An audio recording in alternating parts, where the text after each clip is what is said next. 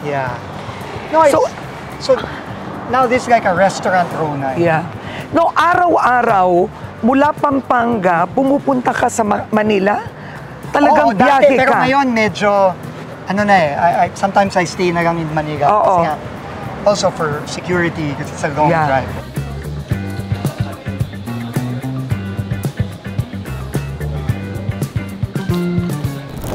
Secretary Vince Dizon, thank you so much for spending time with me today. 2 linggo ka pa lang nasa DPWH. Ang tahimik ng buhay mo dito. Bakit mo naman kinuha to? Alam mo, Karen, matagal ko yung pinag-iisipan yan kung bakit. Pero alam mo,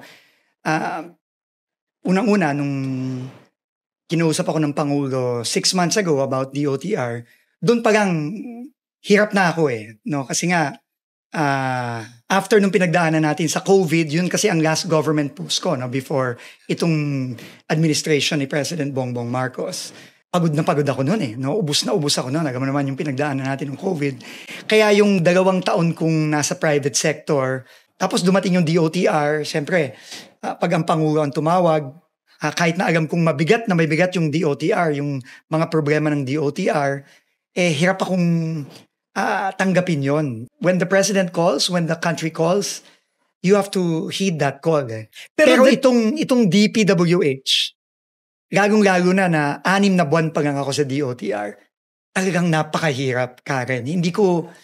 Akala ko nga nananaginip lang ako, Karen, no? Nung kinausap ako na kung pwede kong tanggapin, no? Pero nakita natin yung hirap ng sitwasyon ng bansa, hindi lang ng DPWH. And nung kinausap ako ng presidente at naramdaman ko talaga yung sincerity ng ating Pangulo these past 6 months, na gusto lang talaga niyang umayos ang gobyerno natin, no? And nakita ko yung bigat na dinadala niya. And siguro yun na rin ang nagpa-oo sa akin na kailangan natin tulungan ng ating Pangulo. Ano ang nadiskubre nyo sa DPWH?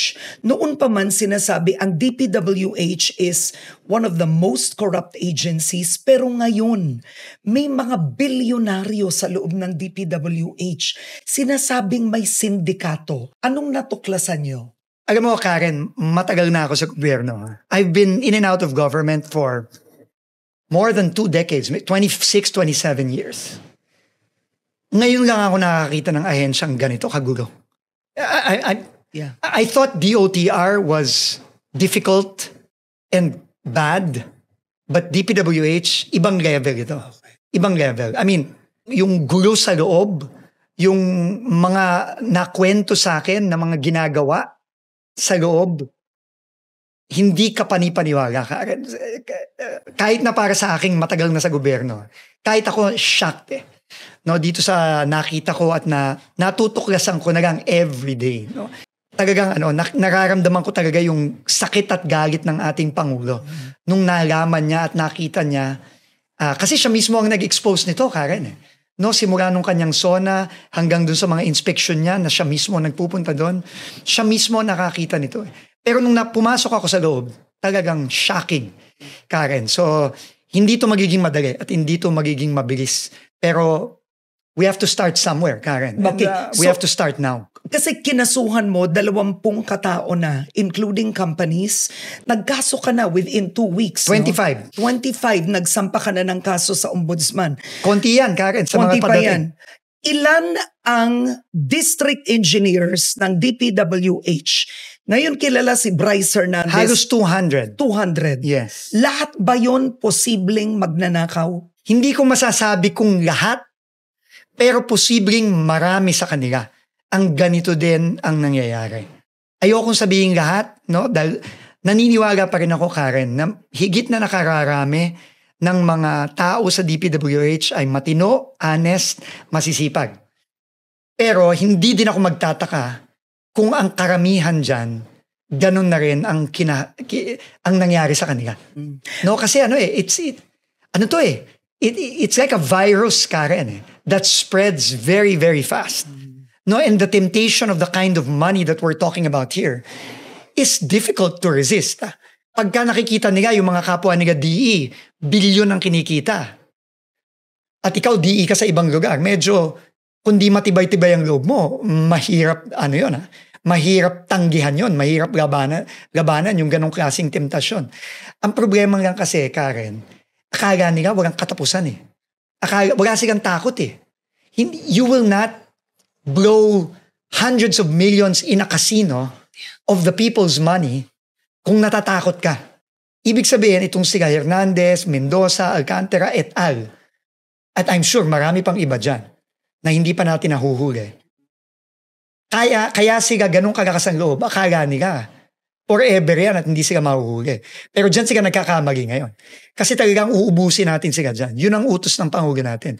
Ubusin lahat yan. Ikwento mo yung milyon-milyong pera na nasa opisina ng DPWH na viral na ngayon, ikinagagalit ng tao, yung ipinakita ni Bryce Hernandez. Anong kwento doon, Secretary? San papunta yon? Well, apparently, paghahati-hatian na nila yun.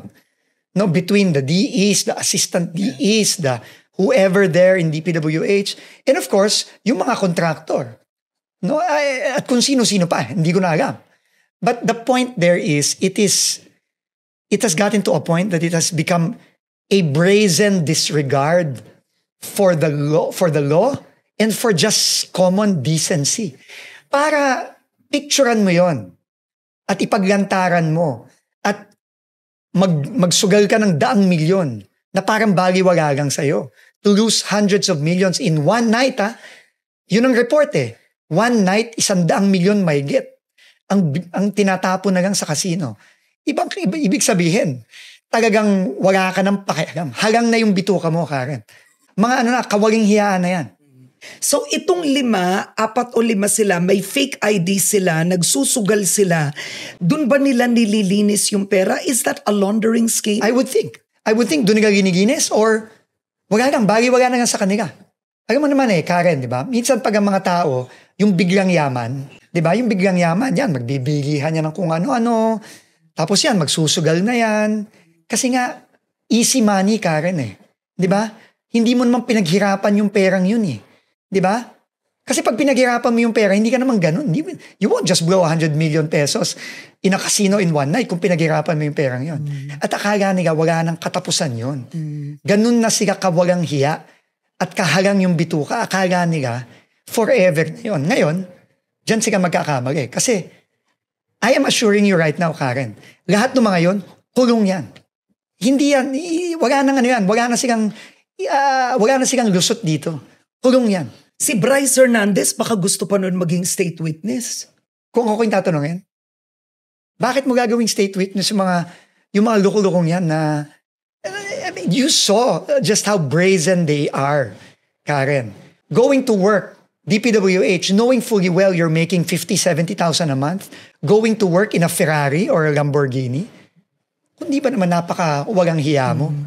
Di ba? Nakikita ka ng mga kapwa mo empleyado, nakikita ka ng mga tao dyan sa Bulacan na alam mong naghihirap dahil sa baha. Tapos papasok ka, alam nilang empleyado ka ng gobyerno, papasok ka naka-Lamborghini. May mga balita si Bryce Hernandez owns a house in Forbes Park. Have you heard that? I've heard what I see in the online news and all of that, na may mga USEC, na may-ari ng mga ganyan, may-ari ng mga property sa Forbes, Corinthians, kung saan-saan. Believe me, Karen, apart from them all going to jail, we are going to go after those assets. We are going to, because the people not only deserve these people to go to jail and rot in jail, the people deserve to get their money back. And we're going to run after all of them. So you will garnish, you will confiscate, you will forfeit. Yes. Pero paano mo mahahanap yun if it's tightly knit? Well, we're going to need help. We're going to need help from the Anti-Money Laundering Council. We're going to need help from everybody. And now that there is an independent commission on infrastructure that has been given with tremendous powers of investigation, of filing of cases, of seizing and freezing and forfeiting assets. I think the president is sending a very, very strong message, Karen, that your days are over and we are going to run after all of you. The president said, wala akong pakialam. kamag-anak, kaalyado, kaibigan, kahit na sino pa yan. Hahabulin namin kayo. Gaano kalalim at kalaki ang sindikato sa DPWH? Magalim, top to bottom. Kaya you notice, Karen, no? Nag-usap kami ng Pangulo bago ako i-appoint at bago ako mag-unang public appearance at nagpa-interview sa media. Lahat po ng sinabi ko doon ay binigyan ng go-ahead ng ating Pangulo. Yung top to bottom na courtesy resignation, lahat yon, sabi ng Pangulo, do it. Yung pagsuspinde muna ng mga bidding para linisin muna ang proseso at bigyan ng safeguards, lagyan ng safeguards ang proseso, yon ay may bendisyon ng Pangulo. Lahat po ng ginagawa natin ngayon, upon directive ng Pangulo mismo yan. Kasi kita mo naman yung Pangulo natin eh. Halos naiyak siya eh.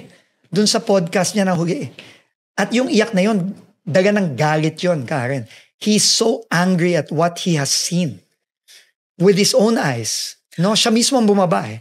And dahil lang galit na galit siya. Nag-ikot ka, Secretary, at nakita mo yung mga flood control projects. Ano ang pinakamalala? Anong contractor? Sinong contractor? Yung mga ghost. Sino sila ang pinakamalala? Wawaw ba yung Diskaya? Yung Sims. Yung mga Diskaya na sobrang substandard. At balita ko, meron ding mga ghost yan. Yung nakita ko sa Mindoro. Yung ginawa ng SunWest tsaka ng Diskaya. Imbes na makatulong, nakasama pa. Na ano pa, nawagan pa ng livelihood yung isang barangay dun sa Nauhan, sa Oriental Mindoro. Kaya galit na galit si Governor Bons Dolor. Isipin mo, saan ka nakakita ng proyekto ni building permit, hindi man lang kumuha. That's how brazen this is, Karen. I have never heard of any project, whether private or government, that did not even get a government permit to start. Can you imagine? Ganong kalalakas ang loob ng mga to. No, it's total disregard for every regulation, every law. And they have to pay for that. May mga nagsasabi na dapat daw maging state witness ang mga Diskaya. They wanted to be state witnesses. Papayag ka ba doon, I Secretary? am no lawyer, Karen. Pero ang pagkakaalam ko, pag ikaw ay isa sa mga pinaka-guilty, kagaya halimbawa dati si Janet Napoles. Pero kung ikukumpara mo yung nakaw nung panahon ni Napoles sa ngayon, nagmukhang barya-barya yung kay Napoles kumpara dito. Tapos sasabihin mag-state witness. Si Napoles ba pinayagan mag-state witness? Di ba hindi? E paano mo papayagan ito? Yun lang ang opinion ko. Hindi ako abogado, Karen, pero yun ang pananaw ko. Sinasabi ng Diskaya, minsan daw lugi sila, minsan 2% lang per project kinikita nila. Maniniwala ka ba dun? Sa dami daw ng bigay. Maniniwala ka ba dun? Siya ngayon nagsabi, di ba? Kaya daw siya bumili ng Rolls Royce kasi type lang daw niya yung payong. Maganda kasi yung payong, kaya ako bumili ng Rolls Royce eh. I mean, these people, may tama na sa ulo itong mga taon to eh. Can you imagine saying that? Knowing fully well you're involved in government contracts, sasabihin mo yon. Tapos sasabihin mo, lugi ka. Ibang klase yung mga utak nito mga tao. Walang, sabi ko nga nung isa kong interview eh, hindi na tao to mga hayop na yung mga yan eh. Secretary, what about Zaldico? Ang daming nagtatanong. Zaldico seems he's spared, nasa abroad, hindi iniimbestigahan ng SunWest.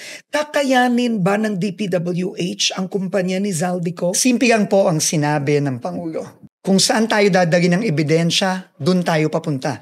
And yun din ang powers na binigay ng ating Pangulo sa Independent Commission. Kaya tayo'y masayang-masaya kasi meron ng Independent Commission ngayon. The members are very credible.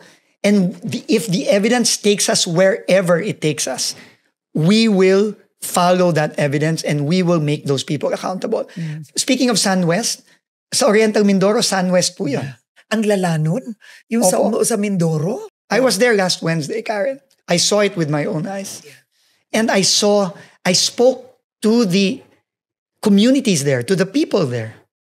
Alam mo, Karen, nung ginagawa nila yon, merong flood control na doon. Giniba nila yung existing flood control. Na dati, pinoprotectionan na yung barangay sa Nauhan. Giniba nila yon. At dahil doon, nung July, rumagasa yung tubig, nasira yung palayan. So, paano yung kabuhayan ng mga farmers doon na nagtatanim ng palay? Wala na silang matatamnan ng palay doon. Dahil sa ginawa ng SunWest at nung Diskaya. So paano? Anong gagawin nila doon? Are they going to give back the livelihoods of those people that they destroyed. They have to. Secretary, kinasuhan mo ang mga kontratista, mga tauhan ng DPWH. Dapat ba may makulong din na senador? Kasi ngayon binabanggit Senator Jinggoy Estrada, Senator Joel Villanueva. Walang sasantuhin dito. Kahapon lang, nung in-announce ang members ng Independent Commission sa Malacanang mismo, sinabi ng ating spokesperson, sabi ng Pangulo, wala tayong sasantuhin. And the President means it. The President means it. How will you investigate congressmen? Kasi binanggit ng mga diskaya, allegedly, mga pangalan ng kongresista na binibigyan nila ng kickback. Nasa purview pa rin ba yan ng DPWH? Nandito yung makikita natin yung wisdom ni Pangulong Bongbong Marcos sa pag-create ng Independent Commission. Kasi kung DPWH lang, wala kaming purview eh. Ang purview lang namin, ang aming authority lang, nasa loob ng DPWH, mga dating opisyal ng DPWH, pati na rin yung mga kakontrata naming kontratista. Pero yung wisdom ng Pangulo na magtayo ng Independent Commission, yan. Kasi dyan, mas malawak na ang magiging authority at saklaw ng Independent Commission. So tingin ko, yan ang inisip ng Pangulo nung siya'y nag-create ng Independent Commission. At pagka yan ay nagsimula na, ang role ng DPWH, bigay tayo ng bigay na dyan ng information, documents, lahat ng kailangan nila. At ibibigay natin sa Independent Commission on Infrastructure. And I'm very, very happy that Secretary Babe Singson is there, that Mayor Benji Magalong is there, both of whom are good friends of mine. We have a good relationship. I know them very well, and I will be more than happy and willing to work with them and cooperate with them with whatever they need. And their investigation will go wherever the evidence takes them. Alam nyo, sistema to, no? Ang mga congressman, sila yung sinisisi for the insertions. Hindi makapagpatayo ng project unless magbigay. Sa totoo lang ba, dapat ba may mga congressman na makulong? Nung Napoli scandal, we saw that. No, we saw that. No, but I think what we see here is really the will of the President. Kasi siya mismo ang kumbaga nagpasabog nitong lahat eh. 'Di ba? Nung SONA niya, nakita niya kasi 'di ba, last year in-announce ng Pangulo, madaming pinondohan na flood control projects. Sinabi niya 'yon. Pero nung nakita niya, bago siya mag-SONA ngayong 2025, yung nangyari sa mga pinondohan na flood control projects, sabi niya, ano ba naman yan? Anong nangyari dito? Kaya siya mismo ang nagsabi sa harap ng lahat ng congressman, senador, cabinet members, at sa buong Pilipinas, mahiya naman kayo dito sa mga ginawa ninyo dito sa mga flood control projects na to. And I think that just started this chain reaction. Nagsimula dun sa SONA, sumunod yung kanyang mga on-the-ground inspections, at ngayon, nabuo na ang Independent Commission for Infrastructure para talagang independent investigation ang mangyayari dito. Hindi biro yung ginawa ng Presidente nga. It takes a lot of will and a lot of strength to do that. No? Secretary, you started, of course, you're an economist. In a way, you were an economics professor. Tapos yan, you were years in government, right? At first, you were assisting, then you were building. Ang dami mo ng pinagdaanan under the Duterte administration. You were very active there. Ngayon, in the Marcos administration, you are working again. How did we get here? Why are we here? That's a good question, Karen. Hindi ba nung dumating si Duterte, ang gusto niya dapat linisin? What happened? I mean, honestly. I think the problem, really, Karen, is people, especially people in government, walang takot. I think that's the problem. That's the problem. Walang takot dahil kulang tayo sa consistency. Yun din ang sinabi ko sa DOTR. Yung mga pasaway na driver, yung mga pasaway na bus company, pasaway na PUV companies. Kaya yan pasaway kasi akala nila walang consequence. That's the problem. If you feel that there are no consequences to what you do, then you just keep on doing them repeatedly. Because you know you can get away with it. You know that If you're a driver na pasaway or a bus company na pasaway, alam mo naman, malalagyan mo lang si ganyan, si ganito, si ganyan. Diba? Ganun sa Pilipinas. That's the problem. Yeah. If there are no consequences, then this is what happens. But if there are consequences, and there are dire consequences, meaning they go to jail, their assets are confiscated, which compromises their families even, then I think maraming matatakot. But it needs to be done consistently. That's the problem. No, ang Pilipino minsan, alam mo naman yung kasabihan, di ba? Minsan, madalas ningas kugon eh. Di ba? Pag mainit ang issue, stricto. Pag nawala ng issue, namatay na sa media, balik na naman sa dati. So I think we have to learn, now that we're talking about billions, maybe even trillions. I mean, this is unthinkable, Karen. This is unthinkable. Like I said, Napoles, it's like petty change compared to this. So number one, yung mga proyektong hindi natapos, anong gagawin nyo doon? We have to fix them. How? Karen, With the bagong budget? no, we have to, those contractors that na tinarantado itong budget na to, at tinarantado yung mga projects na yan, they have to fix it. We're gonna go after all their bonds, all their insurances, all their warranties, everything we're gonna go after. And if that's not enough, we're gonna go after all their assets. Mamulubi na sila, tsaka yung mga pamilya nila, ayusin nila lahat yan. They have to give back the money. Kakayanin nyo kaya to, Secretary? You have 3 years. We have to. But with the help of the Independent Commission on Infrastructure, I think we can do it. So your job sa 3 taon is not build. It's not build more. It's magpakulong, I hope not. reforma. I hope not. Because there's a lot of things to do. I know we have to hold people accountable.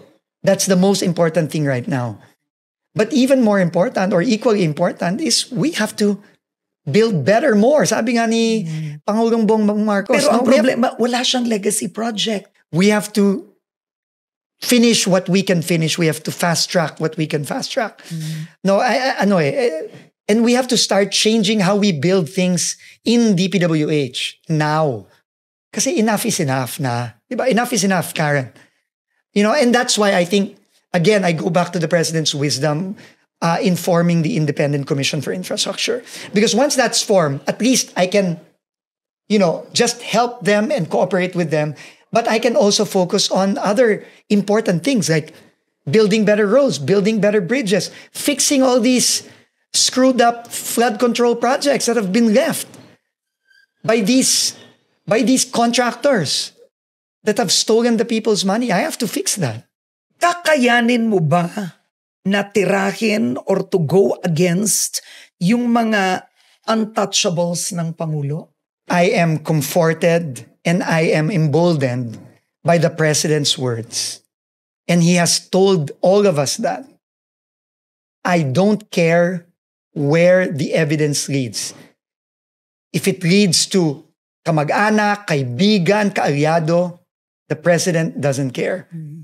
We will take this to where the evidence leads. Wala tayong sasantuhin dito. Kung sino ang kailangan managot, sabi ng Pangulo, dapat managot.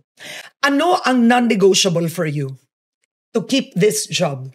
I mean, you have pressures all around, I'm sure. When the country calls, you have no choice, really. You have no choice. It's hard, huh? It's hard. It's hard on my family, Karen. No, it's hard on my family. We're a very private family.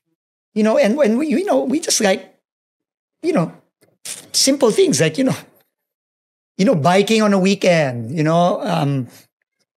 making coffee. Sipin mo, nakabike ka, tapos yung mga DPWH, naka-sports car. Sipin mo yun? Di ba? It's really unthinkable, Karen, what I've seen here. Yeah. It just has gone totally out of control.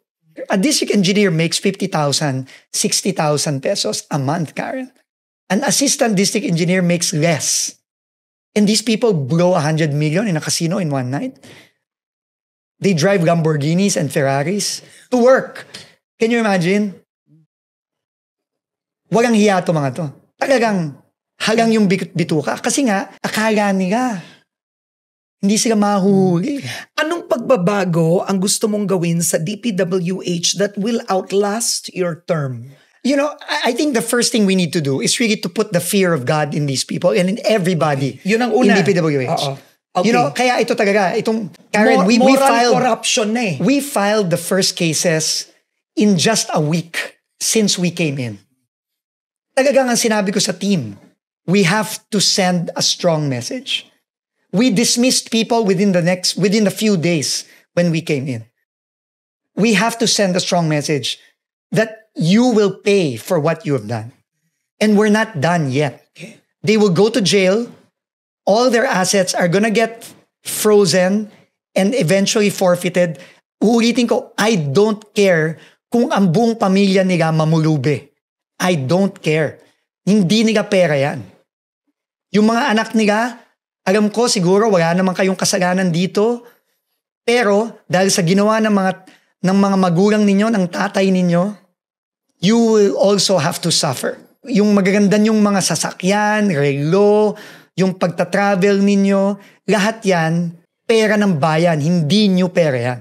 So we're going to take all of that away from you and give it back to the people. So that's the first thing. We have to put the fear of God in these people. And if they are doubting how serious the president is, if they are doubting how serious we are, sorry na lang sila. So that's the first. That's the first. Number two, the problem is systemic. I had a long conversation with Secretaries Ping De Jesus and Babe Singson, who I'm so thankful who is now in the Independent Commission. They told me a lot of the things that we can do to reform. But this is going to take time and this is not going to be easy, Karen. There is going to be a lot of things that we're going to be proposing that people are going to oppose. They're going to oppose this. But once they start opposing this, Karen, alam mo na kung bakit nila ino-oppose yan. When you start hearing people opposing the reforms we're going to do, then you as media should know already why they're opposing them. Because we really need to break that cycle, Karen. It's top to bottom. Digitalization. That's one. That's critical. Apparently, a lot of the systems that were put in place during Pinoy time, even during Duterte time, like the PCMA, now it's not even working. So I need to bring in a new IT team to make sure all of them work. For example, they have an e-bidding system that they don't even use. I just found out. No? So, ang tindi. So they kept it corrupt. They wanted it that way. well, obviously. Oo. Karen. Papel, ano na lang, walang It's- centralization. Monitoring na lang eh. Yan, that's supposed to be PCMA eh. Yeah. No, yung construction monitoring system. Dapat yan, naka-geotag, alam mo kung saan.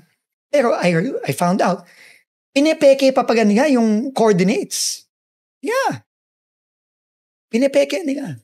A project supposed to be here, yung pag somewhere else. Grabe, garapagan talaga. Ibang level ng... Garapagan. Kasi nga, hindi takot eh. They think they can get away with it.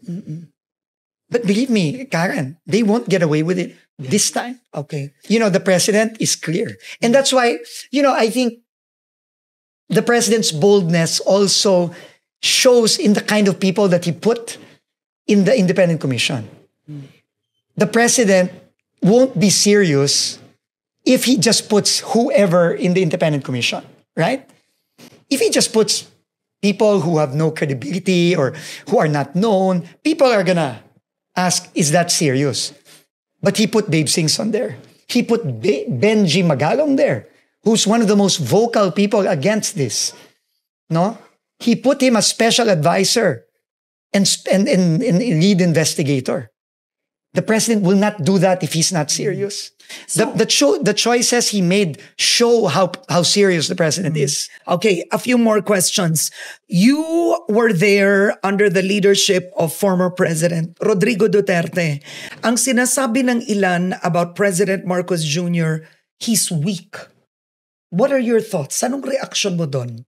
Very different personalities, Karen. That's very clear. No, President Duterte is very vocal. No, and he's very outspoken. President Marcos is more, more statesman-like, more, he's more, he has a quiet leadership. But his actions, especially these past few months, show his strength. Maybe sometimes his words are not as, bombastic and strong as the former president, but I think his actions, what he did in the SONA, I've never seen a SONA like that, where he said it straight to everybody's faces. Mahiya naman kayo. I've never heard anything like that. But his actions more than that, since the SONA, up to now with the appointment of the likes of Babe Singson, Benji Magalon, the creation of the Independent Commission for Infrastructure. And you, I think appointing you. I mean, to me, ako trabaho lang naman ako, Karen. And I don't know the president well. I just met him 6 months ago when he asked me to join as DOTR. No, I don't know him personally. No, but as I have gotten to know him these past 6 months, his actions to me speak to his strength and his resolve more than his words. Secretary Vince Dizon, may kinakatakutan ka ba? Syempre. Ano? Tao din naman tayo. Takot akong mapatay. Syempre, I mean, people kill for far less than the billions that have been stolen here. Karen, you know me. We've known each other for a long time. I don't have security. I don't have these backups. I don't have, people. I don't even have an aide when I go around. It's not me. I hate it. Diba? But now, I have no choice. Tao lang naman tayo. I fear for my family. I fear for my family's safety. I mean, like I said, people have killed for much, much less than this, Karen. All right. Last words, sir. So ano ba? Nagdadasal ka ba more now? Ano bang nagbago sa buhay mo? Ano? Well, nagbago talaga yung buhay ko. Nagbago na nga yung buhay ko nung DOTR pa lang eh. Lalo na ngayon. Talaga nagbago na yung buhay ko. I mean, it's that's really what pains me the most. It's it's the life I have now is just so different from the life that I want to have. But the people are looking to you. Alam mo, laki ng expectation ng tao sa'yo. Well, I mean, failure is scary. It's scary, of course, but we just have to do our best. I mean, I'm no miracle worker, Karen. I go into a job and I just do my best. I just do things the way I know how to do them, which is just to keep on pushing and pushing and pushing. I mean, that's just how I've been. I mean, even when I was still at BCDA and, but obviously the challenges then are pale in comparison to the challenges now, but we just have to keep the same mindset and just keep on pushing. But trabaho lang tayo, Karen. That's all. I think that's the only thing that people can expect of us is that we just do whatever we can do. Given the limited time, given the magnitude of this problem, we'll just do what we can. On that note, Secretary Vince Dizon, thank you for so joining much, Karen. me. Thank you for joining me. Thank you. Thank you. Thank you po.